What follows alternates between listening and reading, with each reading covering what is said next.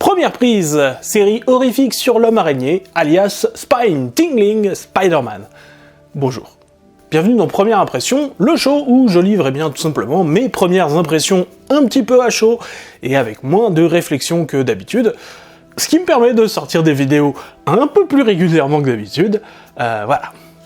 Et il est difficile, vous savez, de trouver en fait tout simplement des livres pour cette émission. Voilà, j'essaye d'éviter les séries trop régulières ou à suivre, sinon j'arrêterai pas de vous dire que Batman, Superman, World's Finest, c'est trop bien.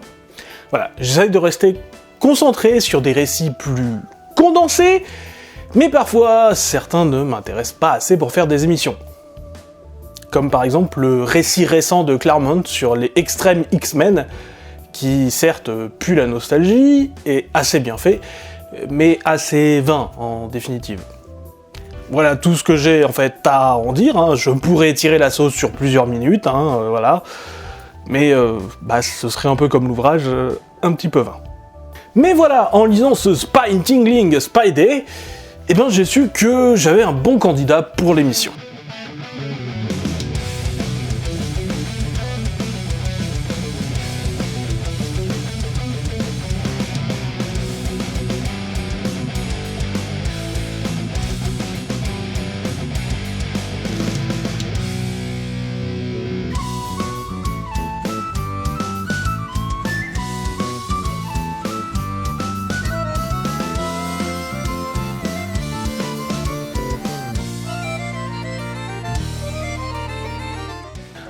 Il faut dire que je suis un petit peu mitigé sur les séries régulières de Spider-Man en ce moment, il faut dire.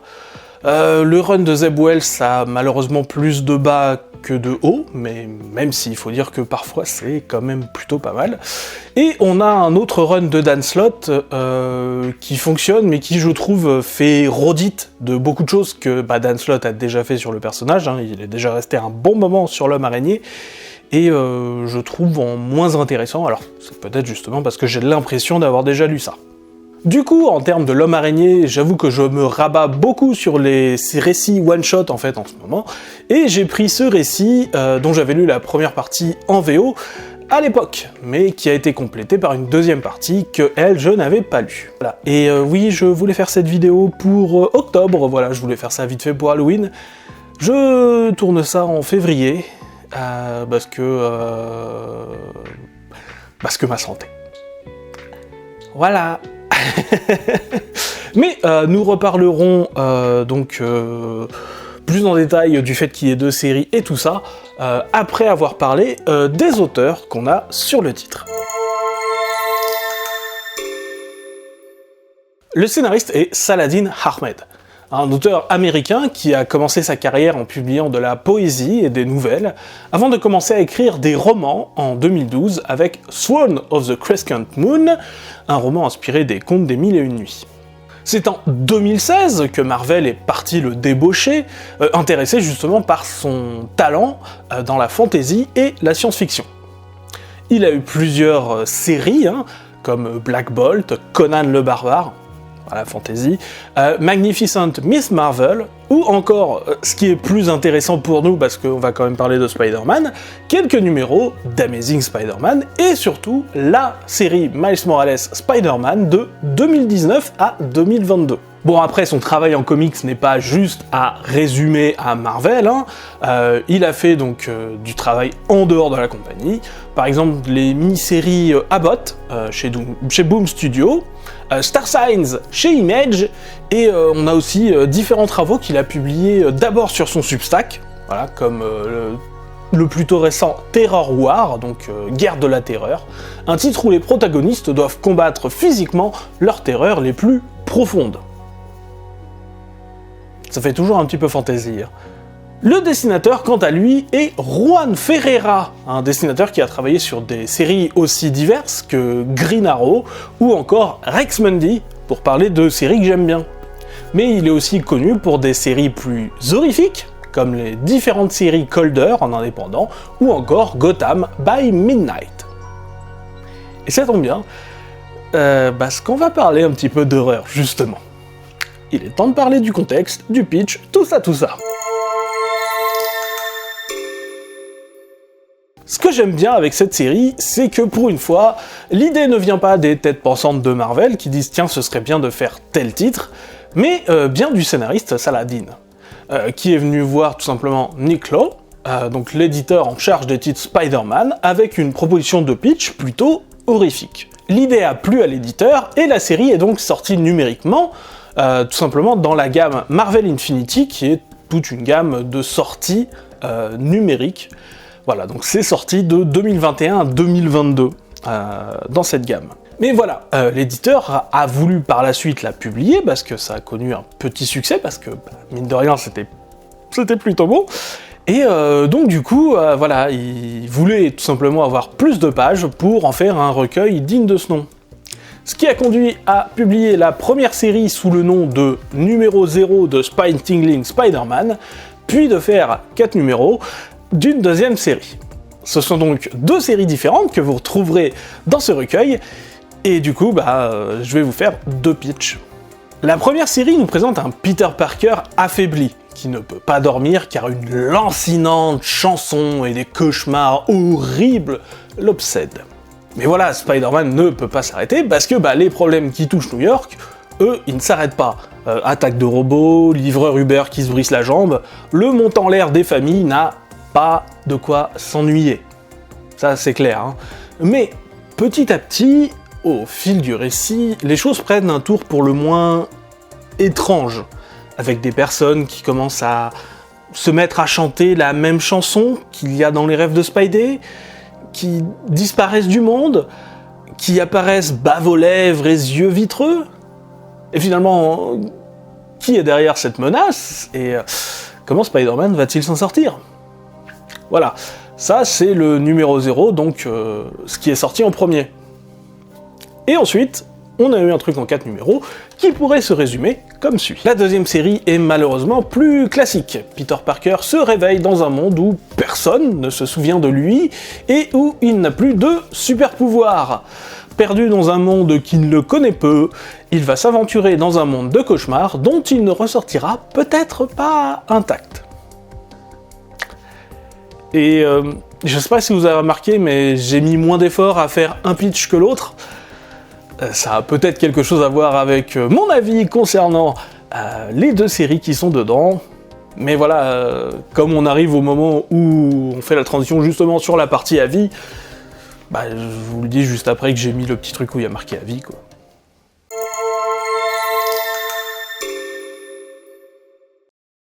En vrai, je suis un peu mitigé sur le résultat final, qui est cet album, car il mélange, selon moi, 2 récits très différents. Certes, on a des points communs, voilà, Spider-Man, l'idée de faire un récit horrifique, mais voilà, il y a vraiment pour moi une différence de qualité. Je trouve que la première série est excellentissime. Voilà, on sent que le tout a été pensé avec soin et amour, tandis que la deuxième série est objectivement moins bonne et reprend le ton de la première, mais avec moins de raisons pour le faire. En fait, c'est beaucoup moins organique. On sent un peu, voire beaucoup justement, que le tout est un petit peu forcé. Voilà, c'est pas la série que Saladin voulait à tout prix faire, c'est la série qu'il a dû faire pour que l'autre série qu'il aimait beaucoup et qu'il a faite sorte en relié. Et voilà, je trouve que dans la deuxième partie, il y a des passages entiers, comme par exemple la scène du train, qui n'apportent rien à l'histoire, qui sont donc du remplissage. Alors, c'est du remplissage très très joli graphiquement, ça, il n'y a rien à dire. Mais voilà, on est loin de vraiment l'espèce de pureté de la première série où tout a un sens, tout va aller organiquement dans ce que raconte la série, et voilà, c'est gratuit. Et comparé au premier récit, c'est un petit peu dommage. Bon, par contre, s'il y a une qualité à retenir sur les 2 récits, ce sont les dessins de Juan Ferreira, qui font le sel de l'œuvre. Je pense que son sens du découpage et du rythme est bien mieux servi dans la première histoire. Encore une fois, je pense que c'est quelque chose dans lequel ils ont un peu plus mis de tripes que dans la deuxième. Mais même dans la deuxième partie, comme vous le voyez, Cela reste un petit régal visuel pour qui aime les histoires d'horreur. Comme vous l'aurez compris, la première partie était à la base en format numérique, donc faite pour une lecture à l'horizontale, comme un webtoon. Mais la mise en page pour cette version papier est vraiment admirable et rend franchement honneur à l'histoire. Une histoire qui, encore une fois, je le répète, je trouvais excellente et fait aussi honneur à Spider-Man, à tout ce qui fait la force de Spidey, cette gentille araignée du quartier toujours prête à se mettre en quatre pour aider son prochain. Parce que certes, l'histoire elle dit que Spidey il est très fort, il est très bien, tout ça, mais elle met également en avant des qualités qui sont un peu plus Spidey, quoi. C'est son endurance face au danger, sa résilience, sa capacité à inspirer les autres, à partir du moment où les autres arrivent à voir derrière le vernis, en fait, de la réputation qu'on colle à Spidey. Bref, beaucoup de choses qui font que Spider-Man est un si admirable héros.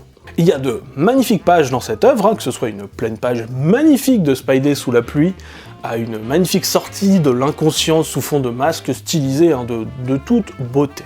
Et franchement, c'est le premier récit qui me fait vous recommander le livre. L'horreur est très bien intégrée aux valeurs d'un récit Spider-Man, les dessins sont encore une fois superbes, et le tout est une série qui, sincèrement, vaut le coup d'être lue. Le deuxième récit, créé par la même équipe, est un peu moins intéressante. Malheureusement, vous l'aurez compris, puisque je n'arrête pas de la bitcher depuis le début de cette vidéo, j'ai l'impression. Alors attention, elle n'est pas catastrophique, très loin de là. Elle est juste très sage et un peu vaine. Parce qu'on pourrait mettre n'importe quel personnage dans ce scénario sans que rien de bien concret ne change, finalement, juste les personnages. Parce que c'est un peu ça le problème, ça ne raconte pas grand chose sur les personnages.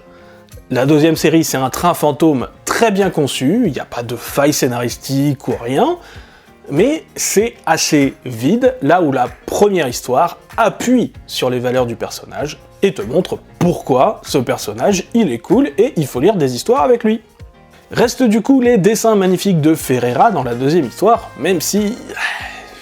Je suis désolé encore une fois d'attaquer un petit peu, mais voilà, je trouve que celui-ci est un peu moins inspiré au découpage.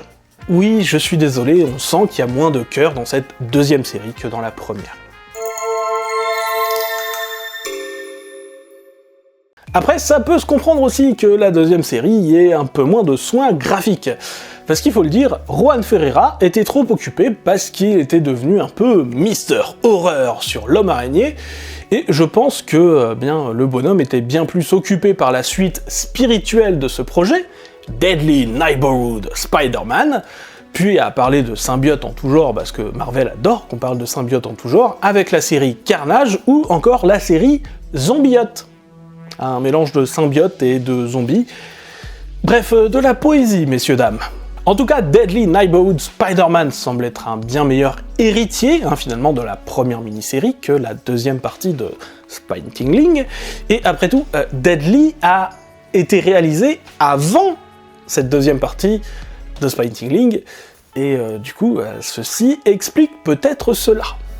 Peut-être qu'il était un petit peu fatigué et qu'il voulait faire autre chose, le bonhomme. Et il y a de grandes chances que je me laisse tenter par ce Deadly Neighborhood Spider-Man, parce que la première série, encore une fois, reste un vrai bon récit, efficace et accrocheur, et je serais pas contre un petit peu de rab, et si possible du rab de meilleure qualité que le deuxième récit. Qui sait, peut-être qu'on parlera de Deadly Neighborhood Spider-Man sur cette chaîne, on va voir. En tout cas, c'est la fin de cette émission de Première Impression. J'espère qu'elle vous a plu. Moi, de mon côté, j'essaye de travailler aussi sur de plus grosses vidéos, comme le bilan 2024 et ce genre de choses. Voilà. Donc, on se retrouve bientôt. En attendant, portez-vous bien et à ciao, bye bye.